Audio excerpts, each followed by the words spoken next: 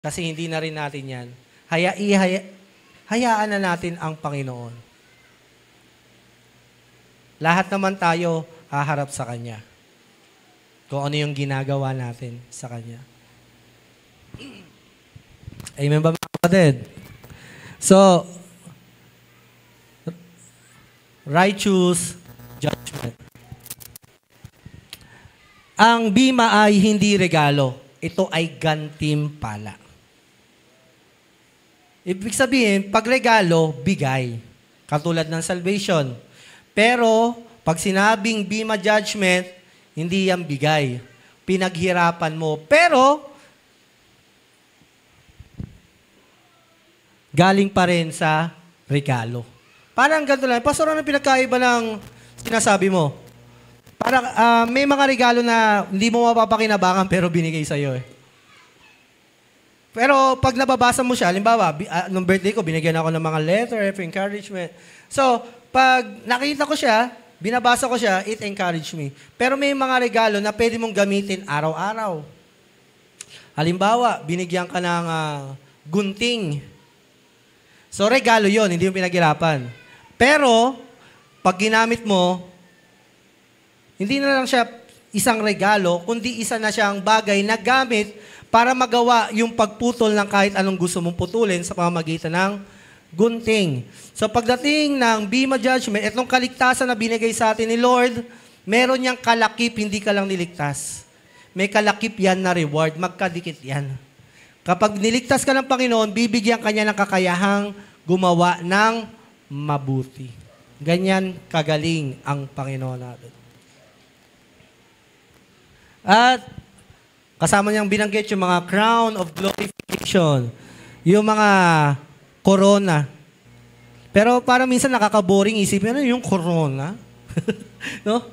Isipin mo, gantimpala, corona, parang ang dami-dami naman corona. Madaling sabihin yan, maliban na lang you are naging Miss Universe ka na. Ang corona, sumisimbolo yan ng kaluwalhatian. Sumisimbolo yan ng parangal ng pagkilala sa iyo.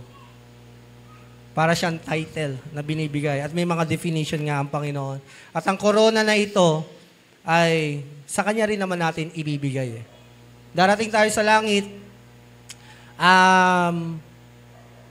Kung ikaw, gitarista ka, tapos nag-worship ka sa Lord, parang hindi ka masyadong nakakapag-worship pag hindi ka nagigitara. Tama? Halimbawa, drummer ka. Pero mag-worship ka, pero hindi ka nagda-drums. Di ba parang parang hindi ko natutudo kasi alam ko, makakapag-worship ako kapag nagagawa ko talaga yung talento ko o yung kakayahan ko. Di ba? Parang si Erickson kahapon, di ba? Sumayaw-sayaw para sa Panginoon. Nakita niyo ba yung my day niya? Hindi niyo man lang chine-check. Diba? Sumayaw-sayaw siya ng dance move para sa Lord kasi doon niya ine-express. Ngayon, kung si Erickson, magwo-worship siya pero itatali mo siyang ganyan, kakanta lang siya, parang hindi siya fulfill. Parang ganun din sa langit. Bibigyan ka ni Lord ng tool to worship Him. At ano yung tool na yon?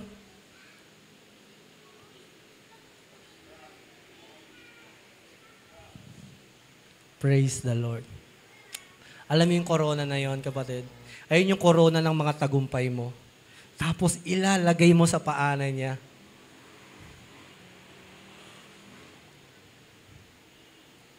Alam niyo kayo, may mga tagumpay kayo sa buhay.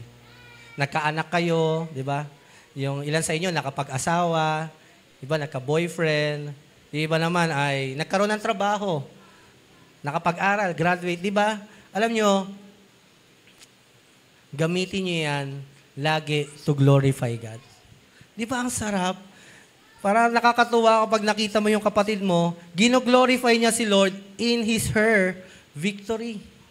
Yan parang, wow!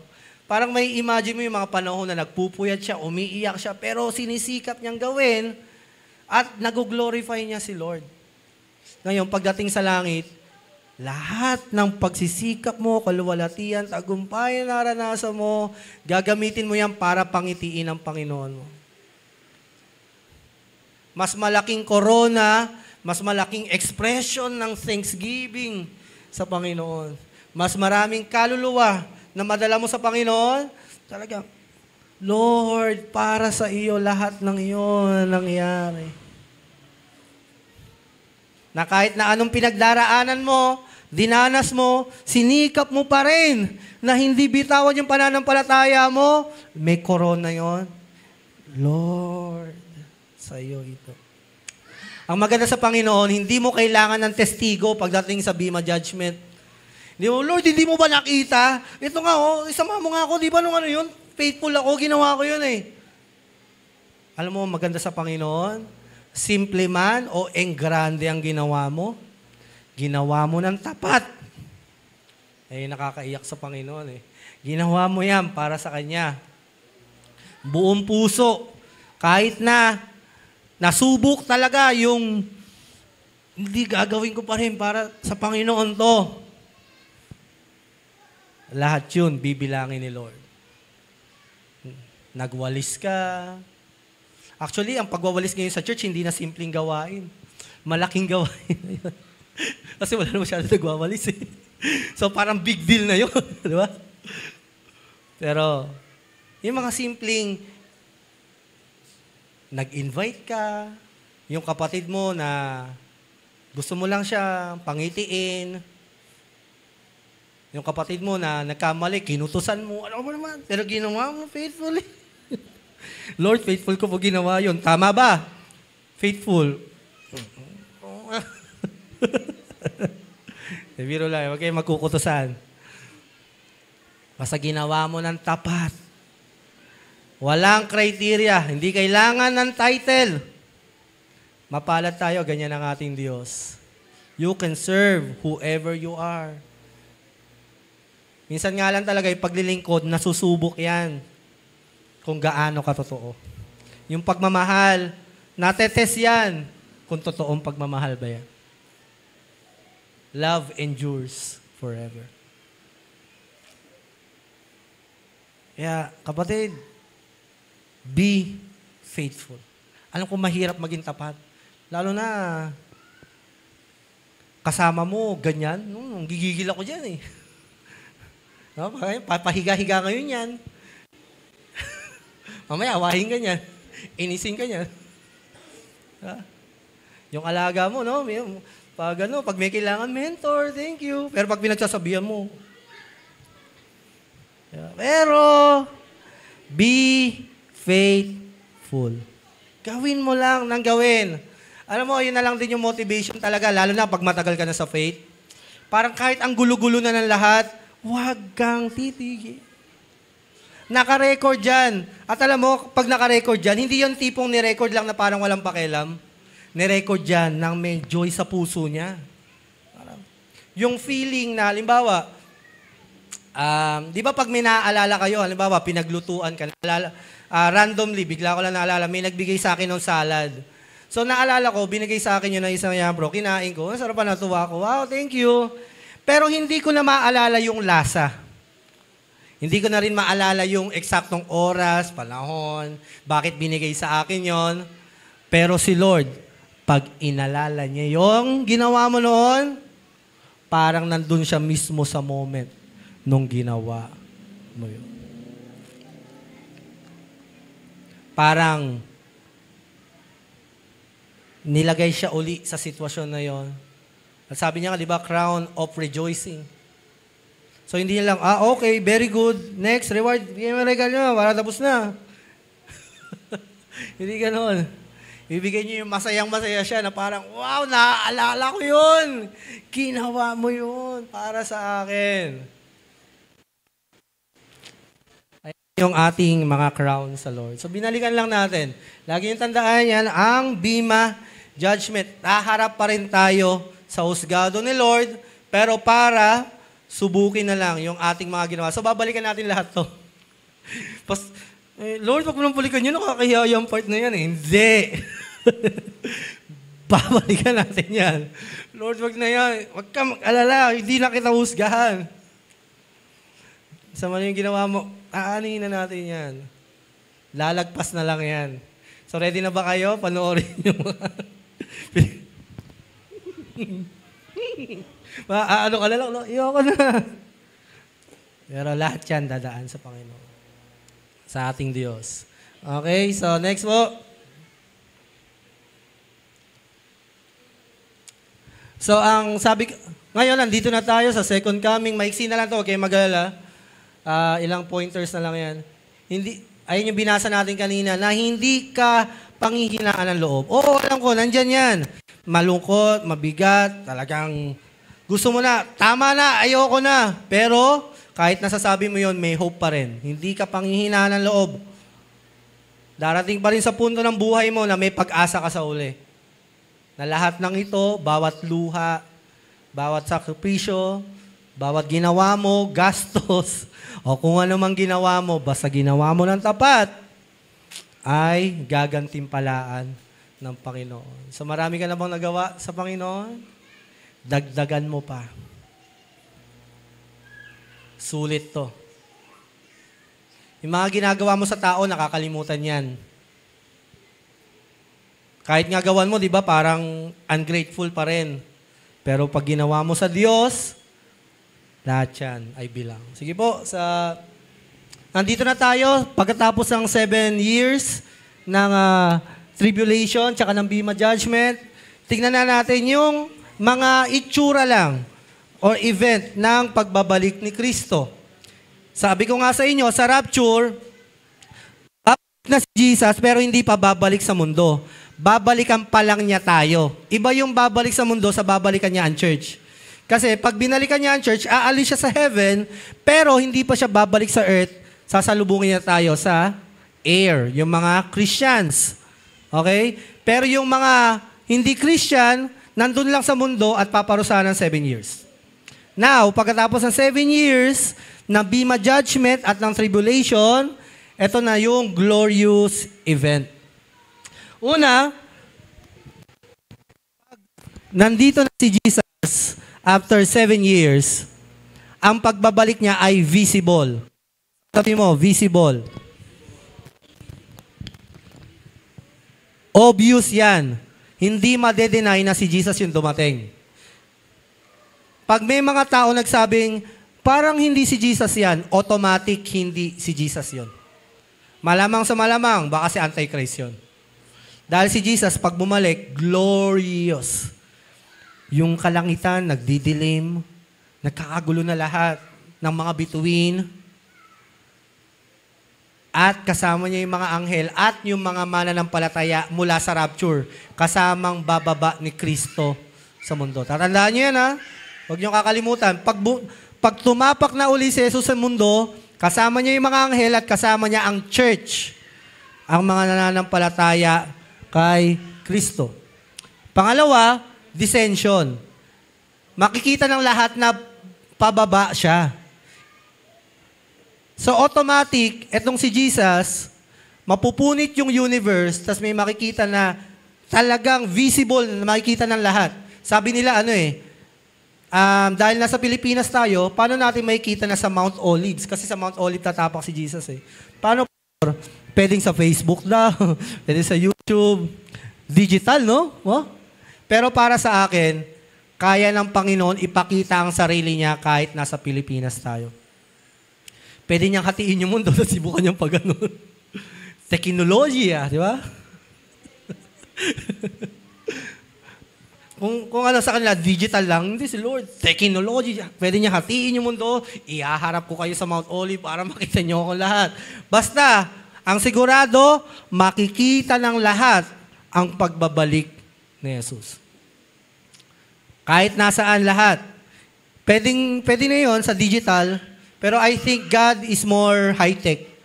May mas dakila siyang paraan para makita ng lahat ang kanyang pagbabalik. At sa kanyang pagbabalik, ayan nga, magbubukas ang kalangitan. Nakakita na ba kayong nagbukas ang kalangitan? Ito magbubukas. At kasama ang mga anghel at ang mga anak ng Diyos. Babalik na ang mga Kristiyano dito. May purpose. Bakit babalik? Next week na yon.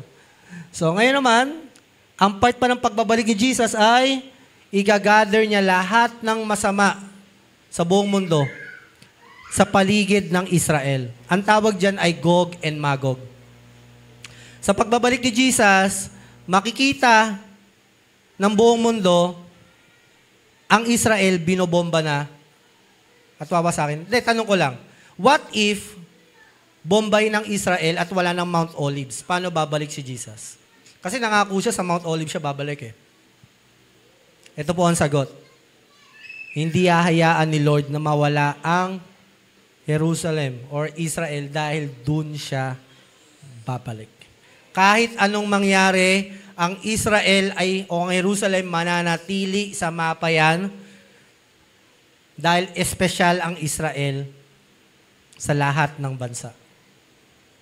May favoritism ba siya? Hindi naman sa favoritism. Kailangan lang talaga niya mamili para ipakita niya na kapag namimili siya, espesyal yung pinili niya. Parang ikaw at ako. Diba? Masasabi mo ba special ka sa isang babae o lalaki pag di ka pinili? Di ba mararamdaman mo na special ka pag pinili ka? At ganun din sa Panginoon. Parang bigla kayo napangiti doon. Pero, ito ang maganda sa pagpili sa atin. Ang Israel, they will be saved in the midst of trouble. Tandaan nyo to ha. Ang Hudyo, they will be saved in the midst of trouble. Ang church, they will be saved from the trouble. Ano pinakaiba nun? Ang church, hindi na dadanasin ang tribulation.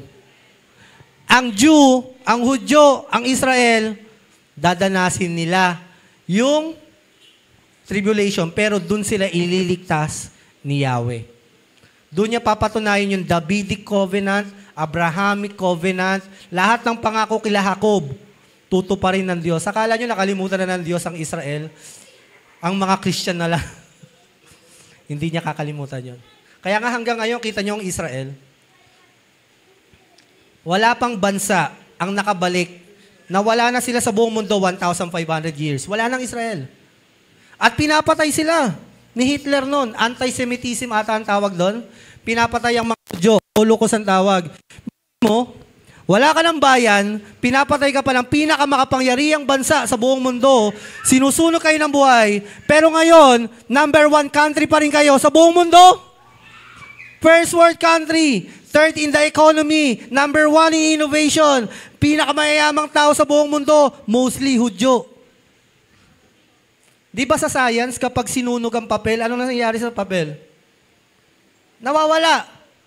Pero, ang Hudyo, kahit sunugin, hindi nawawala. Bakit kaya? Ang Bible, papel lang to. Sinusunog para hindi mo mabasa ngayon. Noong mga panahon ngayon, noon. Pero bakit ngayon? Ang dami pa rin. Bible. Ang Kristiyano, hindi katulad ng ibang religion, makikipagpatayan. Ang Kristiyano, pag sinampal mo, magpapasampal pa sa kabila. Sabi ni Jesus yun, di ba? Pero bakit ang Kristiyano, dumadami pa rin? Pero yung mga pumapatay, sila yung nawawala. Bakit yung Nazi, na sobrang makapangyarihan sa buong mundo, sila yung nawala, sila yung may power eh. May sagot ba kayo doon?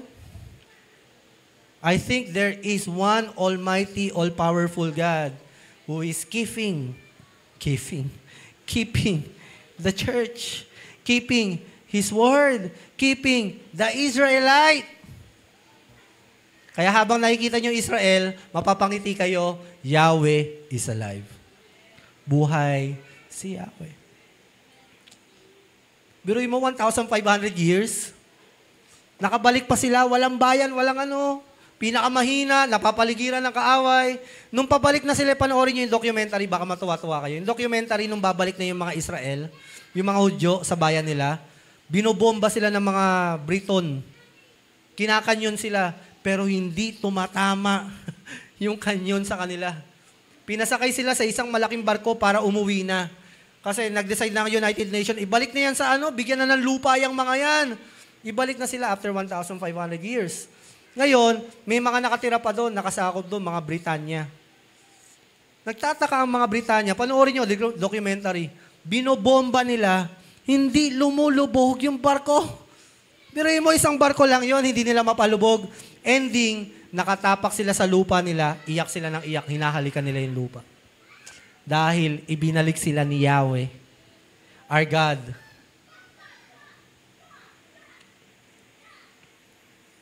Binalik sila ni Yahweh sa kanilang bansa. Ayan, sa last days. Tandaan niyo yan.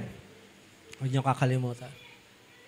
Po, ang kasunod na event pa ay tinatawag na Armageddon. Pag sinabing Armageddon, ito yung gera na mararanasan ng mga kalaban ng Diyos. Kasi nga, babalik na si Jesus, di ba? Kasama yung angel at kasama tayo. Ang gagawin ni Jesus, tatalunin niya yung mga naghari sa tribulation. May bida doon. Kontrabida. Sa tribulation. Ang tinatawag na Unholy Trinity. Exam muna, ano yung Trinity natin? Sino ang Holy Trinity? Father, the Son, and the Holy Spirit. Okay?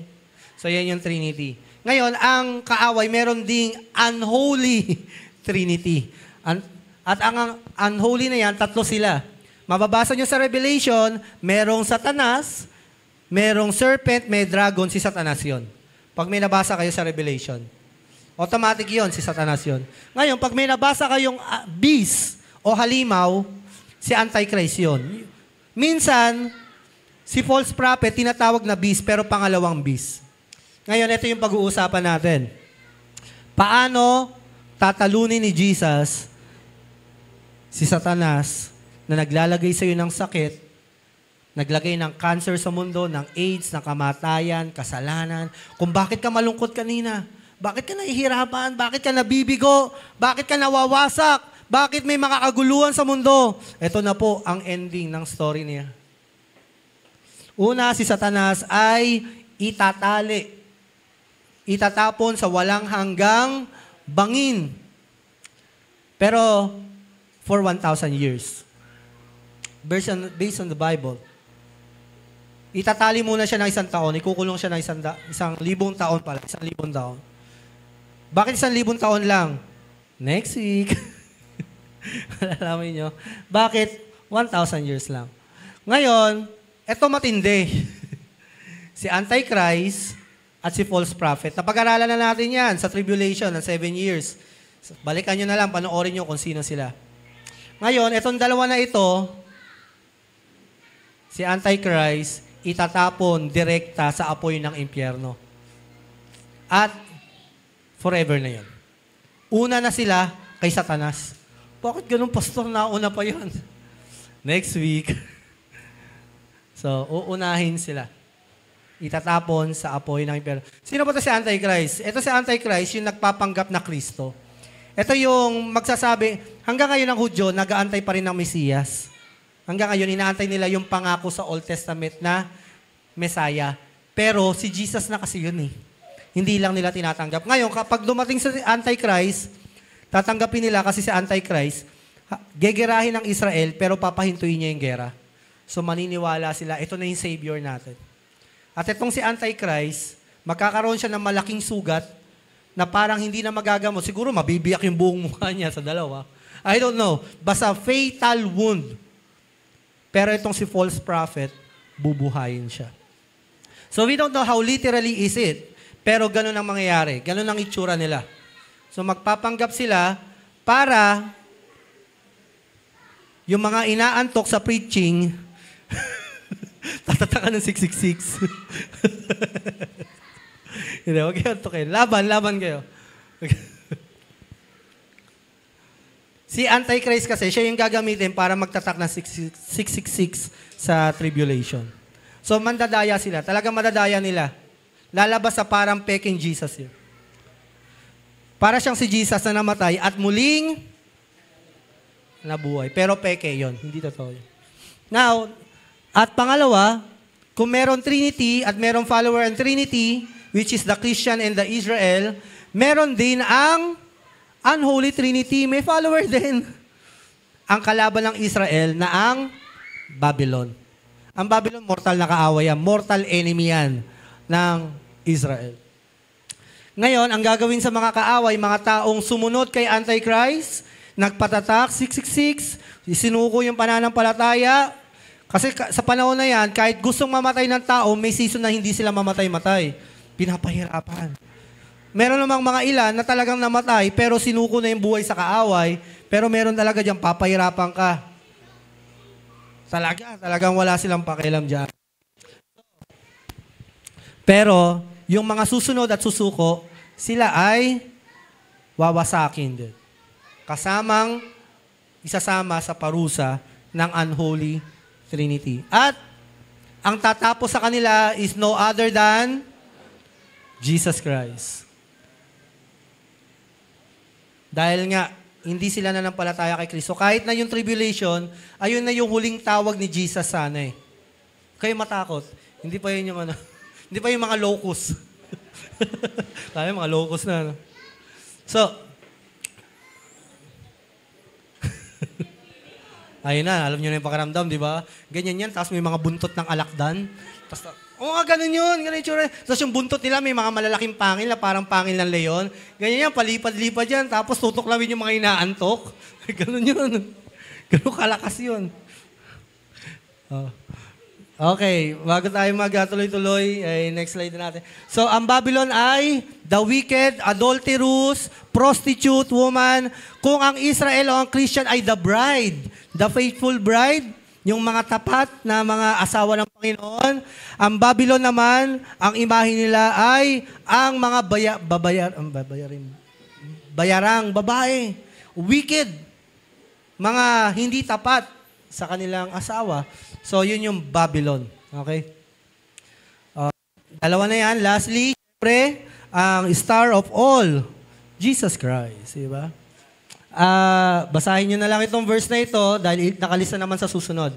Sa Revelation, next po, Ate Chin. Ito po ang darating, si Jesus Christ. Jesus as the mighty warrior, ang sundalo, the mighty to save. Makikita mo siya na talagang matapang this time. Hindi na siya makikita dito na parang merciful or maawain Diyos. Darating siya dito na mighty warrior. At sobrang mighty niya, nung panahon nila, di ba, pag masabi mo mighty warrior, may mga armas, di ba? At ang malupit, may kabayo. Pag may kabayo, ibig sabihin, nagmamadali yan. Hindi ka makakataka sa akin. So, ganun yung gagawin niya kay Satanas. Nagmamadali. Hindi babagal-bagal na warrior na parang, sino ba papatayin ko dyan? Alam niya, with white horse, nagmamadali. At ang dala-dala niya, ay yung mga title niya, King of Kings and the Lord of Lords. Ngayon, may mga naghahari-harihan pa dito, di ba? Minsan nakakainis din eh. Kahit na hindi naman hari, feeling hari din, no? Yung mga employer natin. Alam mo, ikaw lang hari ah. Yung mga politiko dyan, di ba? Na kapag dumadaan sa kalsada, akala mo, kami lang ang may karapatan sa Pilipinas. Pero dito, wala na. Ako na lang ang hari. Ako na lang ang Panginoon.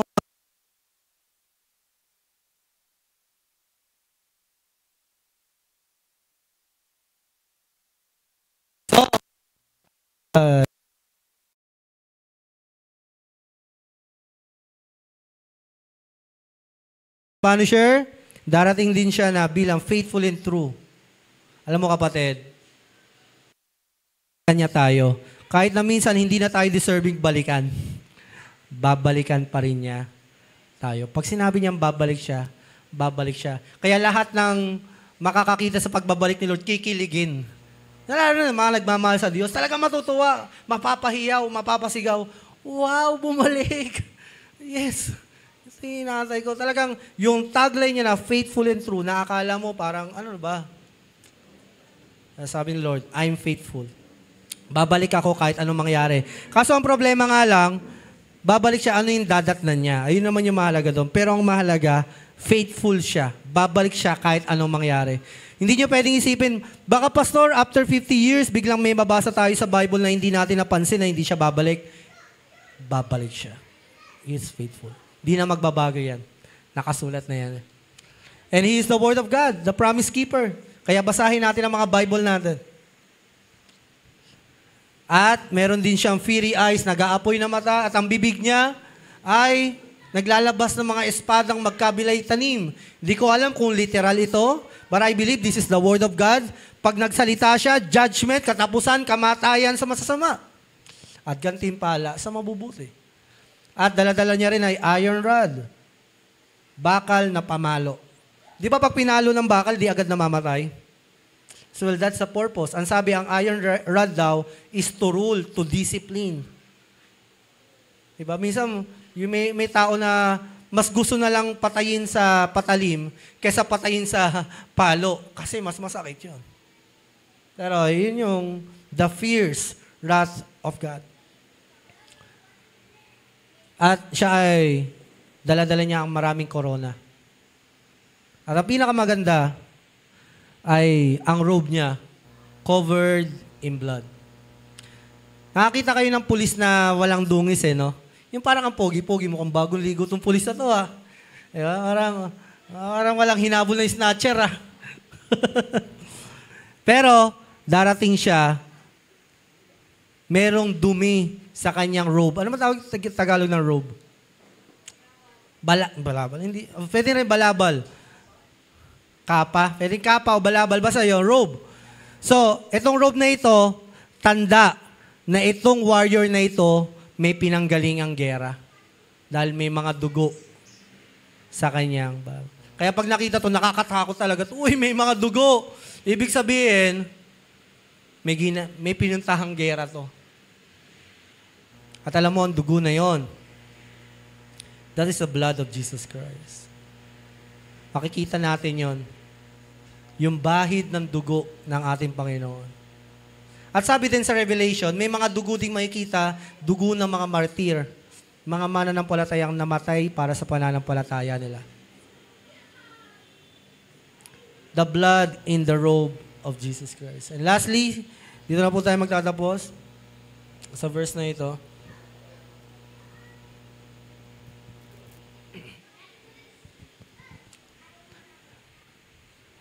Sinabi ni Jesus, malapit na akong dumating, mapalad ang sumusunod sa mga pahayag ng Diyos sa aklat na ito.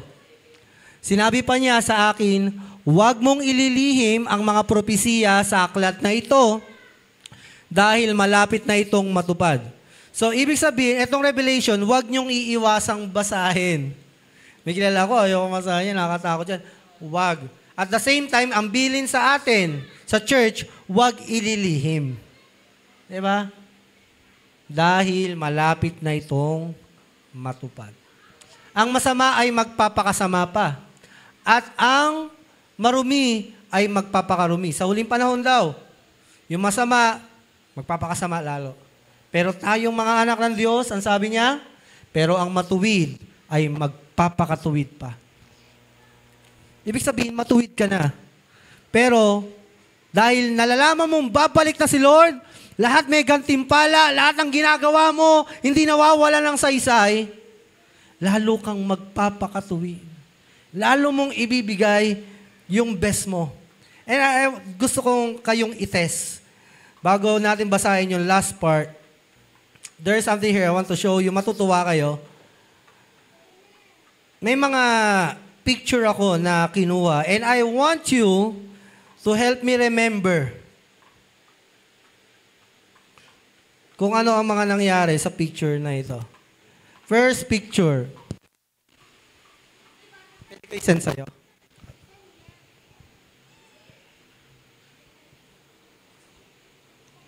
Sa production.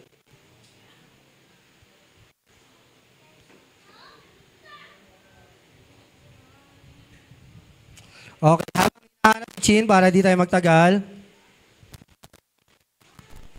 Okay.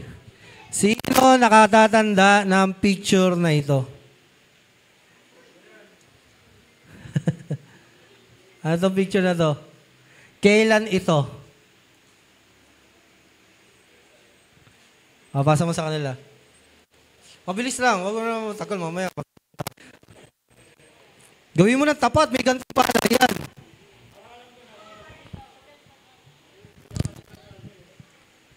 Okay. Sige, paki-flash na.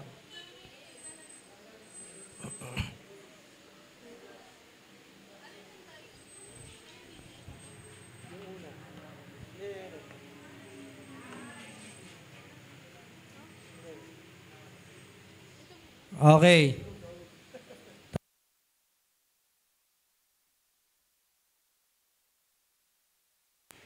Ay nangyari, nagkasunog, tama. Pero ano yung dahilan bakit ginawa yan? Kung di ako nagkakamali, anniversary to ng youth. At chinek ko yung date, November 19. So ito yung nag-celebrate ng youth anniversary at nag-decide ang youth organization ng church, o YME, na magluto ng kaldereta. Kaldereta. Sige, doon muna nak. Sa unang picture. Okay. So, dito naman. Ito nak. Ayan. Ito. Yan. Ano yung picture na yan? Ha? Lugaw. Anong meron dyan sa lugaw na yan? Kung di ako nagkakamali, yan din yung same day na pinamigay yung lugaw, hindi sa Delvan. Kita nyo? Hindi nyo na matandaan. Dito sa may... Hindi aroma yan eh. Black 5. Oh, Black 5. Ay, hindi, Black 5. Doon sa eskwelahan nyo malapit. Oh, doon. Basta doon. Okay. Natatandaan nyo na. Etong next picture. Next. So. Sino nagluto nito? Tanong. JR. Oh, JR. Si Origin Bo? Okay. Next. Eto. Gugutom na kayo, di ba? Ano tong picture na ito? Chicken wings. Obviously, chicken wings yan. Sino ang nagluto niyan? Boss JR ba yan? Genesis ba nagluto niyan? Kailan? Masarap ba? Anong dahilan? Para saan? Para kanino? Hindi mo na maalala. Eto, next picture. Yan. Kailan nangyari yan?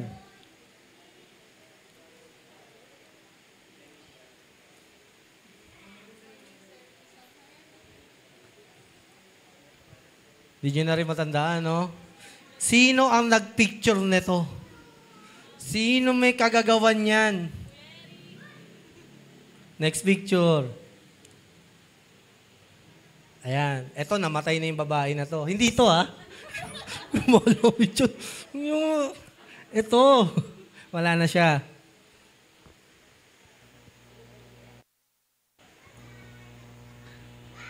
Ngayon, itong babae na ito, malamang nakalimutan niya na to. Na ipinanalangin niya. Hindi na rin niya maalala kung ano yung binanggit niya sa panalangin. At hindi niya na alam kung ano yung kailan yan. Next. Oy, ito. Kailan to? Ito medyo malapit sa puso niya to eh. Ayun oh. Poging-pogi ka dito, pre ah. Ayun oh. Sino to? Okay. Next, ubusin na natin picture. Ito. Ayun oh. Sino to? Ayaw to. Ito. Oh, yan. Sino yan? Ito. Oh. Tatay Jen. Pasarapolo yan. Ito, si Ate Emily, hindi si Ate Emily. Pero para sa Ate Emily din eh, pareho kayong buhok eh, no? Pero Emily rin yan, yung namatay na Emily. Okay. So ito yan, no? Kinakabit nila. Si Ames ba yan? Hindi, no? Baka si ano yan. Ewan ko, I don't know. Next. Ba't nakakuha ko yan?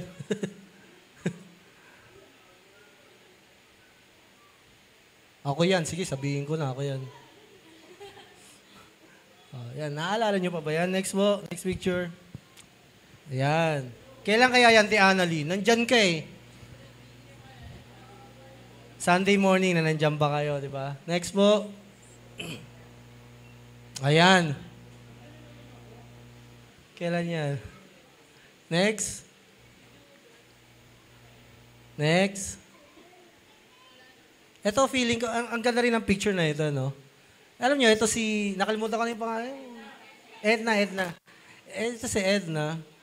Dito nakahanap siya ng pamilya, no, na parang inaakbayan siya, picture, sasamahan siya. No? Sino ba naman magpapapicture kay Edna? Diba? Unless those people who wanted her to feel special. And if this is made out of faithfulness, nang yan, kahit nakalimutan na natin lahat, kahit sino pa tayo, Diyos, hindi niya kakalimutan lahat ng ating pagpapagal. Ay, huwag tayo panghihinaan ng loob. Yung mga temporary things, nangyayari yan. Pero ang sabi ng Diyos, huwag mong sayangin yung mga naipundar mo at tatalikod ka sa Diyos kasi mawawala na lahat yun eh. Pero kung ikaw, mananatili ka, sisikapin mo, manatili sa Panginoon hanggang huli. Lahat ng ginawa mo, na wala namang pakialam yung ibang tao, na ang Diyos lang nakaalam, pero ginawa mo para sa Kanya, maliit man, malaki, hayag, simple o dakila, makalimutan mo na yan. Pero isang araw, bibilangin ng Diyos lahat ng ating mga ginagawa. Basahin na po natin yung last verse. Kaya kung matuwid ka na, magpakatuwid ka pa. Kung banal ka na, lalo ka pang magpakabanal. Ayun ang sinasabi ng Panginoon. Sikapin mo pa. Itodo mo pa. Gawin mo na lahat para sa Panginoon. Dahil yung last verse po, sinabi ng Panginoong Hesus, ito rin yung karugtong na verse, makinig kayo, malapit na akong dumating. 2 beses siya sinabi, dala ko ang aking gantimpala para sa bawat isa ayon sa mga ginawa niya. Ako ang Alpha at Omega. The season 1 and the last season. From the trailer to prequel, sequel, and all the story in it. Lahat yan. God works in all things. He put it all together. Magugulat ka na lang, kaya pala nangyari yun, Lord.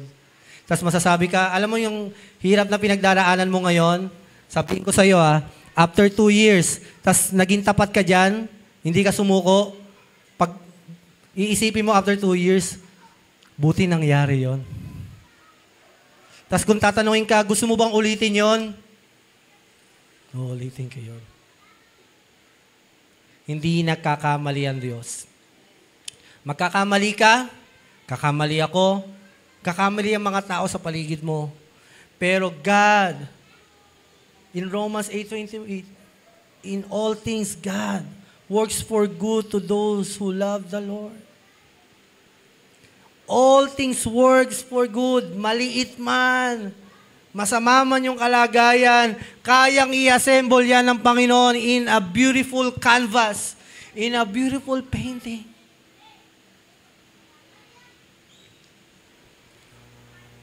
Na ang ibig sabihin, una at ang huli, o ang simula at ang katapusan ng lahat. Tayo po tayong lahat at tayo ay tatanggap ng komunyon at inianyayahan kita habang inaantay mo ang mga simbolo ay pumikit at tayo ay